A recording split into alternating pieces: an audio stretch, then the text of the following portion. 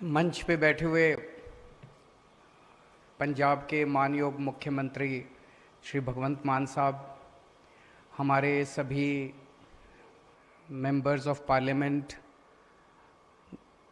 पंजाब के chief secretary, सभी officers और लुधियाना के कोने कोने से आए हुए सभी इंडस्ट्रियलिस्ट्स, बिजनेसमैन, आप सब लोगों को मेरा नमस्कार, सबको सत श्री अकाल। हम लोग आज वोट मांगने नहीं आए। अक्सर पॉलिटिशियंस को जनता केवल चुनाव के पहले याद आती है और पॉलिटिशियंस जनता के बीच में केवल और केवल वोट मांगने जाते हैं।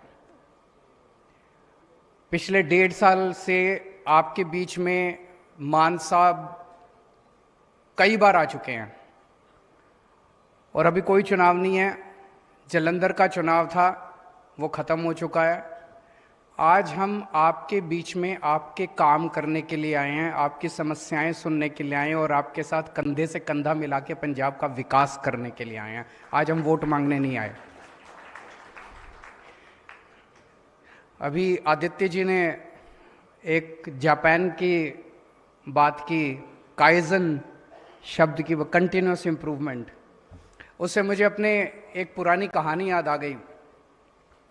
मैंने आईआईटी खड़गपुर से मैकेनिकल इंजीनियरिंग की थी। 1989 में मैंने पास आउट किया था। इंजीनियरिंग में 3 साल के बाद आपको ऑन द जॉब ट्रेनिंग करने के लिए कहीं जाना पड़ता है किसी कंपनी में। तो 88 में मारुति उद्योग में मैंने ट्रेनिंग की थी 1-1.5 महीने की। और उस टाइम मारुति नई नई आई थी देश में, तो उसमें जापानीज़ का इंटरवेंशन बहुत था। बहुत सारे जापानी उसमें काम किया करते थे। वहाँ पे एक स्कीम थी, सजेशन बॉक्स स्कीम। जगह जगह बक्से लगे हुए थे और उस पर लिखा हुआ था सजेशन बॉक्स स्कीम। जापानियों का ये मानना था कि जो वर्कर शॉप फ्लोर पे काम कर रहा है, सबसे ज़्यादा उसको उसकी जानकारी है कि उस प्रोसेस को इम्प्रूव कैसे किया जा सकता है। बड़े बड़े मैनेजर, चेयरमैन, एमडी वगैरह, जितने जनरल मैनेजर हैं, उनको नहीं पता कि प्रोसेस को इम्प्रूव कैसे किया जा सकता है। जो सबसे नीचे एक वर्कर काम कर रहा है, उसको पता है कि अगर ये इम्प्रूवमेंट कर दें तो फैक्ट्री का इतना फायदा हो सकता है, या प्रोसेस को ऐसे बचाया जा सकता है, समय ऐसे बचाया जा सकता है। तो कोई भी उसमें सजेशन बॉक्स स्कीम में अपनी पर्ची डाल सकता था और फिर उन पर्चियों को सबसे टॉप मैनेजमेंट जो है, सीएमडी वगैरह, बैठ के उसको पढ़ते थे। किसी वर्कर ने भी अगर कोई पर्ची डाल दी तो उसको वो सीएमडी पढ़ता था। सीएमडी और टॉप के मैनेजर्स बैठ के पढ़ा करते थे और फिर उसका आकलन होते थे। जिस वर्कर के सुझाव पे सबसे ज़्यादा बचत होती थी कंपनी को, उसको फिर कैश अवार्ड दिया जाता था। तो एक सुझाव पढ़ा जाता था उसमें। हम लोगों ने देखा है, जब हम लोग सरकारी दफ्तरों में जाते हैं, कई सरकारी दफ्तरों में इस तरह के बक्से दिखाई देते हैं, सुझाव पेटी लिखा होता है ना, सुझाव पेटी। उसमें आप डाल दो, कोई नहीं पढ़ता, खुलती नहीं है वो पेटी। महीने 2 महीने खुलती नहीं है, अगर भाई खुलती है तो कोई पढ़ता नहीं है उसको। अभी 1.5-2 महीने पहले भगवंत मान साहब ने अखबारों में बड़े बड़े ऐड देके एक नंबर जारी करा।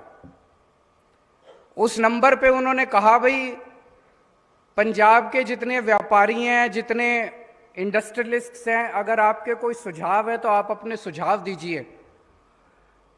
जैसा कि अभी चीफ सेक्रेटरी साहब ने बताया, लगभग 1,500 सुझाव आए।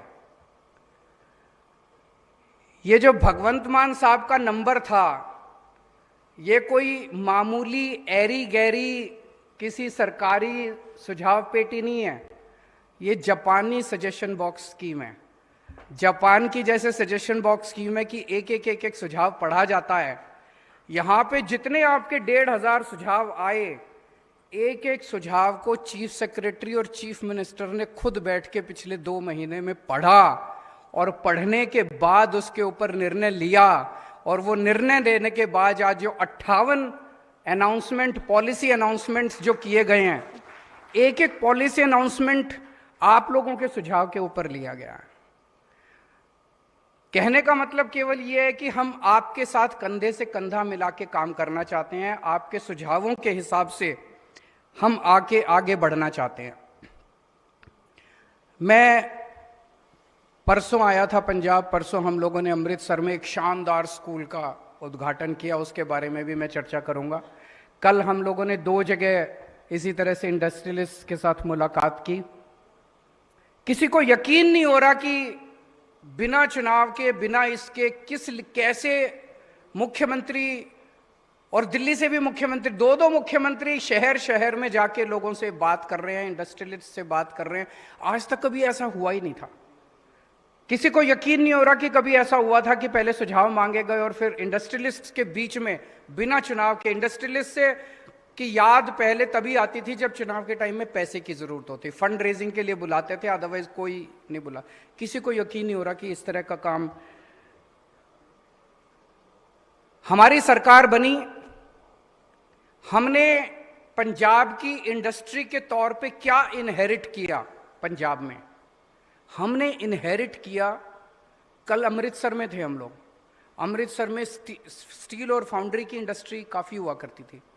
वहाँ पे एक व्यक्ति ने खड़े होकर हमें बताया, जी पहले 822 यूनिट होती थी, उनमें से केवल 126 बची हैं अब, बाकी सारी पंजाब से उठ के बाहर चले गई। ये हमने इनहेरिट किया कि सारी इंडस्ट्री पंजाब की, पंजाब छोड़ छोड़ के कोई मध्य प्रदेश जा रहा है, कोई हिमाचल प्रदेश जा रहा है, कोई कहीं जा रहा है, कोई कहीं जा रहा है। अभी कुछ लोगों ने अपनी बातों में कहा कि उनकी पॉलिसीज अच्छी हैं। बात केवल पॉलिसी की नहीं है, पॉलिसी हम भी अच्छी बनाएंगे, आप चिंता ना करो, आज तो ये शुरुआत है। ऐसी पॉलिसी बनाएंगे आप भूल जाओगे सबको। पॉलिसीज हम भी अच्छी बनाएंगे, बात पॉलिसीज की नहीं है। बात यह है कि ऐसा माहौल, एक्सटॉर्शन का माहौल था यहां पे पंजाब के अंदर कि नोचने को दौड़ते थे नेता अफसर कि इससे इतना, ये भी ले लो, ये भी ले लो। मैं जब पंजाब आता था चुनाव के दिनों में तो कहानियां सुनने को मिलती थी। एक कहानी सुनते थे कि कोई ब्रेड की कंपनी है, वहां से कोई निकले और हर ब्रेड के पैकेट के ऊपर कमीशन बांध दिया। एक कहानी सुनते थे कि किसी का एक रेस्टोरेंट था, उस रेस्टोरेंट पे नजर पड़ गई तो नेता ने कहा ये रेस्टोरेंट मेरे नाम पे कर दो, उसने मना किया तो उसके सामने फ्लाईओवर बना दिया, उसका गेट ही बंद हो गया। ऐसी ऐसी कहानियां, मतलब लोगों को डर लगता था कि यार हम सफल ना हो जाएं। अगर हम सफल हो गए तो हमारा पता नहीं हमारे से कितने पैसे फिरौती मांगेंगे, कितना लोग अपनी इंडस्ट्री उठा उठा के पंजाब के बाहर ले जा रहे थे। ये हम लोगों ने इनहेरिट किया था जब पंजाब को छोड़ छोड़ के इंडस्ट्री जा रही थी। आज 1.5 साल के बाद एक बड़ा काम हुआ है, एक बहुत बड़ा काम हुआ है, हवा का रुख बदलने लगा है। इंडस्ट्री, बाहर जो इंडस्ट्री गई थी वो वापस आने लगी है। अभी 3 दिन पहले अखबारों में आपने पढ़ा होगा, आसपास के स्टेट से 450 इंडस्ट्री उन स्टेट्स को छोड़ के पंजाब में आई है। पढ़ा आप लोगों ने? अभी राज्यसभा के अंदर एक प्रश्न उठा, प्रश्न पूछा गया कि पिछले 1 साल के अंदर किस राज्य के अंदर कितनी एमएसएमई रजिस्टर हुई है। आपको जान के ताज्जुब होगा, ये सेंट्रल गवर्नमेंट का आंकड़ा है। पिछले 1 साल में सबसे ज्यादा एमएसएमई पंजाब के अंदर रजिस्टर हुई है, 2,68,000, 2,79,000 एमएसएमई पंजाब के अंदर रजिस्टर हुई है। ये कोई छोटी बात नहीं है कि इस तरह की जो खबरें आ रही हैं। और अभी जो चीफ सेक्रेटरी साहब ने आपको प्रेजेंटेशन दिखाया उसमें बताया 3,500 नए प्रोजेक्ट्स, 3420 नए प्रोजेक्ट्स पंजाब के अंदर शुरू हो चुके हैं, बाहर से इन्वेस्टमेंट आ चुकी है। 50,000 करोड़ रुपए की इन्वेस्टमेंट, और ये 50,000 करोड़ रुपए की इन्वेस्टमेंट, इसमें 100 करोड़ की इन्वेस्टमेंट भी है, इसमें 2,000 करोड़ रुपए की इन्वेस्टमेंट भी है। छोटे इंडस्ट्रियलिस्ट भी हैं, बड़े इंडस्ट्रियलिस्ट भी हैं। 50,000 करोड़ रुपए की इन्वेस्टमेंट शुरू हो गई है, जमीनें खरीद ली हैं उन लोगों ने, काम शुरू कर दिया है। ये एमओयू नहीं है, फर्जी एमओयू नहीं है, जिसमें 2,86,000 बच्चों को नौकरियां मिलेंगी। 1.5 साल के अंदर अगर इतने बड़े स्केल के ऊपर पंजाब में इंडस्ट्री लग रही है तो हवा का, लोगों को विश्वास तो होने लगा है, लोगों को यकीन तो होने लगा यार पंजाब बदल रहा है। अब पंजाब में इन्वेस्टमेंट हो सकती है। हमने इनहेरिट किया था एक एक्सटॉर्शन का एनवायरनमेंट, जब लोगों से पैसे छीने जाते थे, झपटे जाते थे, और जो आज माहौल है कि इंडस्ट्री बाहर से आ रही है। क्या बदला है?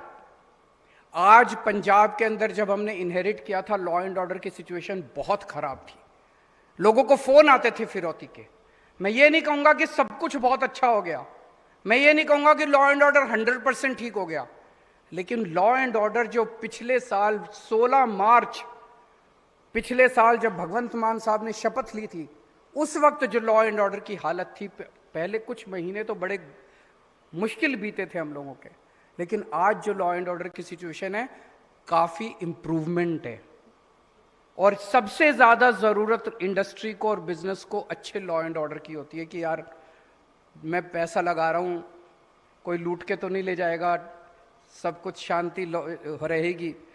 दूसरी सबसे बड़ी बात हुई है कि करप्शन के अंदर बहुत कमी आई है। एक स्ट्रॉन्ग मैसेज दिया गया है, चाहे अगर पटवारी पैसे खाएगा उसको भी नहीं बख्शा जाएगा, और जो पुराने लोग लूट के ले गए थे उनको भी नहीं बख्शा जाएगा।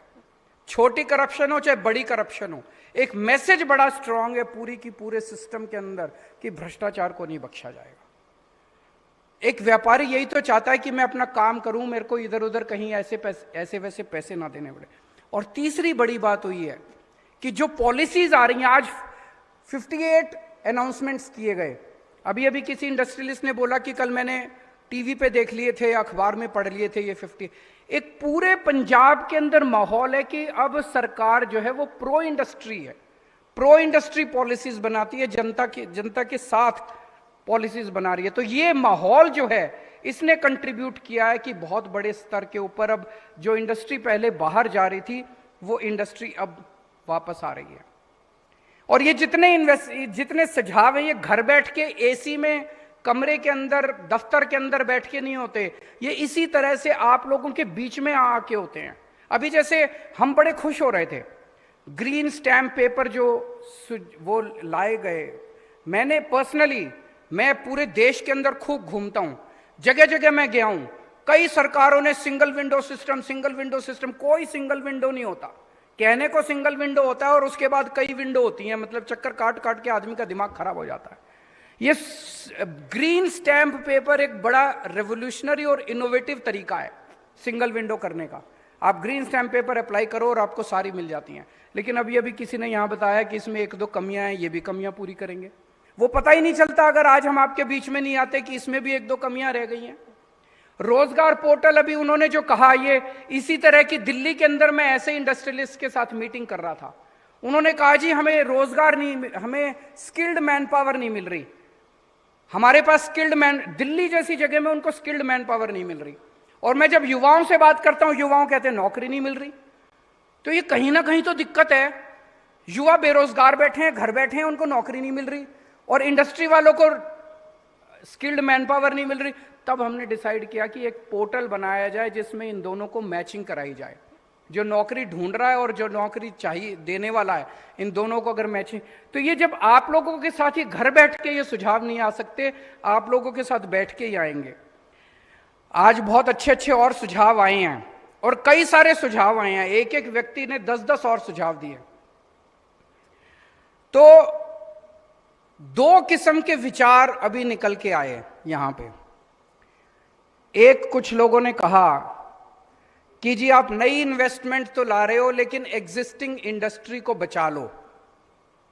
एक विचार ये है कि एग्जिस्टिंग इंडस्ट्री को बचा लो, और एक विचार आपने दिया कि रिफ्लेक्टर, चाइना को हमने रिफ्लेक्टर के मामले में हमने डिफीट कर दिया, और जो चाइना से रिफ्लेक्टर आया करता था वो चाइना वालों को, अब चाइना वाले अपना बोरिया बिस्तर बांध के हमने उनको डिफीट कर दिया। आज हमें ये तय करना है कि पंजाब की इंडस्ट्री को बचना है कि चाइना को डिफीट करना है। एक पिक्चर आई थी तेजाब, माधुरी दीक्षित की, उसमें एक गाना था, उस गाने का एक स्टैंजा था जिसमें था, इसको हराया तो का क्या किया, उसको हराया तो का क्या किया, दारा सिंह को हराओ तो जाने। तो हमें मध्य प्रदेश को नहीं हराना, हमें हिमाचल प्रदेश को नहीं हराना, हमें चाइना को हराना है। हमारा कंपटीशन आज के बाद चाइना से है और चाइना को पंजाबी हरा सकते हैं। मैं और किसी को कम नहीं आकर, हमारे देश के अंदर बहुत टैलेंट है, लेकिन अगर कोई शुरुआत होगी तो वो पंजाब से होगी। जब हम चाइना के साथ कंपटीशन करेंगे तो पंजाब सबसे पहले उसमें आगे होगा। आज हम उस विजन के साथ आपके बीच में आए हैं कि हमें इंडस्ट्री को बचाना नहीं है, हमें इंडस्ट्री को उस स्केल के ऊपर लेके जाना है। हम आप सबको उस स्केल के ऊपर लेके जाना चाहते हैं जब हम चाइना को डिफीट करना चाहते हैं। चाइना के प्रोडक्ट्स के साथ मैं मानता हूं, अभी यहां पे किसी ने कहा जी यहां पे प्रोडक्ट डेवलपमेंट इतना स्लो होता है, इसको फास्ट करेंगे ना। आप लोग सुझाव दीजिए, हम सारे सुझाव दो चीजें मैं आज दो सुझाव देना चाहता हूं। एक तो अभी मान साहब ने अनाउंस किया, जितने एग्जिस्टिंग फोकल पॉइंट्स हैं, अभी मैं देख रहा था किसी का सुझाव आया फलाने फोकल पॉइंट में फलानी सड़क जो है वो टूटी पड़ी है, फलानी जगह इंडस्ट्रियल जोन में। एक साथ एक मुश्त पैकेज बना दिया जाए, जितने फोकल पॉइंट्स हैं, जितने इंडस्ट्रियल जोन्स हैं, जितने इंडस्ट्रियल स्टेट्स हैं, सबके अंदर बेसिक 3-4 चीजें सोच लेते हैं। सड़क, सीवर, पीने का पानी, बिजली और एक स्ट्रीट लाइट्स। ये 3-4 चीजें बना के एक पूरा पैकेज बना लेते हैं कि अगर एक साथ सारे इंडस्ट्रियल एस्टेट्स में अगर ये ठीक करने हैं तो कितना पैसा लगेगा। फिर हम देख लेते हैं कि हमारे पास बजट कितना है। मैं अभी मान साहब से डिस्कस कर ही रहा था, हमारे पास बजट कितना है। अगर ये सारा 1 साल में हो सकता है, 1 साल में आपके सारे हम फोकल पॉइंट स्टिच कर देंगे एकदम। अगर 2 साल में हो सकता है, मान लीजिए पैसा नहीं है हमारे पास, 2 साल के अंदर पूरा कर देंगे। 3 साल में हो सकता है, आपको ये हम गारंटी दे देंगे कि 2 साल में या 3 साल के अंदर आपके फोकल पॉइंट्स की सारी सड़कें शानदार बना देंगे। अब आपको एक सड़क के लिए हमारे चक्कर काटने की जरूरत नहीं पड़ेगी। तो एक इंफ्रास्ट्रक्चर को हमें अलग लेवल पे लेके जाने की जरूरत है, जो कि अभी मान साहब ने अनाउंस किया। दूसरा, मुझे बैठे बैठे अभी लगा, बाइसाइकिल वाले ने कुछ सजेशन दिए, टेक्सटाइल वालों ने कुछ सजेशन दिए, लेदर वालों ने कुछ सजेशन दिए, कल हम जालंधर गए थे, स्पोर्ट्स वालों ने कुछ। अगर हम सेक्टर वाइज आप लोगों की कमेटी बना दें, अभी हमने कमेटी बनाई थी अफसरों की, अफसरों को भी उतना नहीं पता जितना अफसर जब पढ़ते हैं, सजेशन पढ़ते हैं, तो उसको लगता है अरे यार ये तो बड़ी छोटी सी चीज है, इसको छोड़ो। पर वो छोटी चीज ने आपकी तो जिंदगी हराम कर रखी है कि नहीं है? अगर तो the wearer knows where the shoe pinches.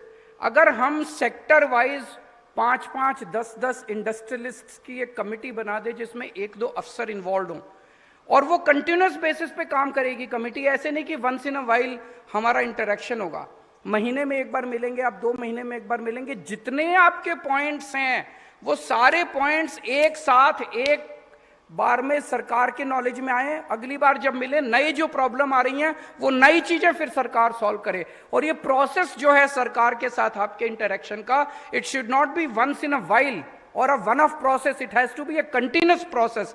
मुझे लगता है ये होगा तभी हम लोग चाइना से कंपीट कर पाएंगे। तो दूसरा मेरा ये सुझाव है कि एक task force her sector wise, leather की एक बना देते हैं, स्पोर्ट्स की एक बना देते हैं, टेक्सटाइल की एक बना देते हैं, बाईसाइकिल की एक बना देते हैं। अलग अलग सेक्टर वाइज हम लोग टास्क फोर्स बना सकते हैं, सब टास्क फोर्स बना सकते हैं।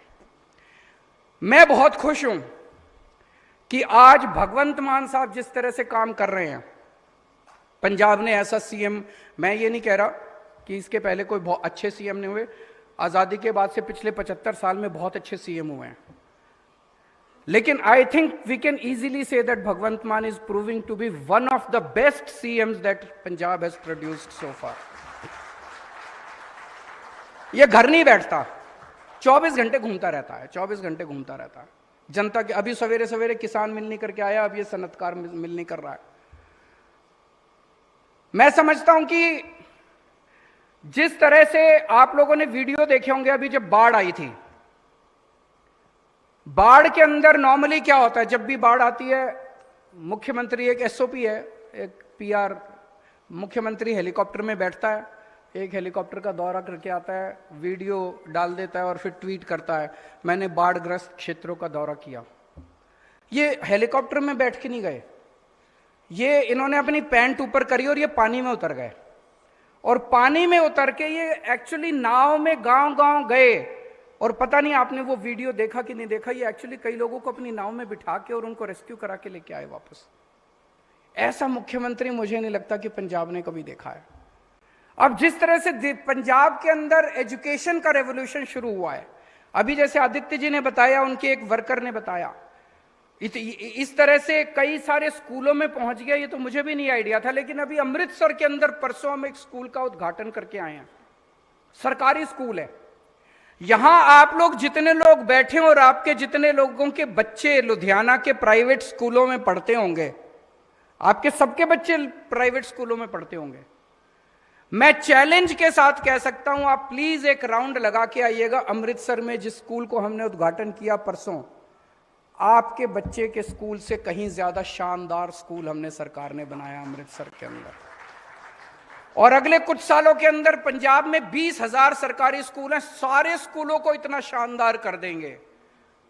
और अगले कुछ सालों के अंदर यहां बैठे हुए कई लोग अपने बच्चों को प्राइवेट से निकाल के सरकारी स्कूलों में भर्ती कराएंगे। मैं देख रहा था, जो रिसोर्सेज सरकार के साथ हैं, पास हैं, वो रिसोर्सेज प्राइवेट के पास नहीं है।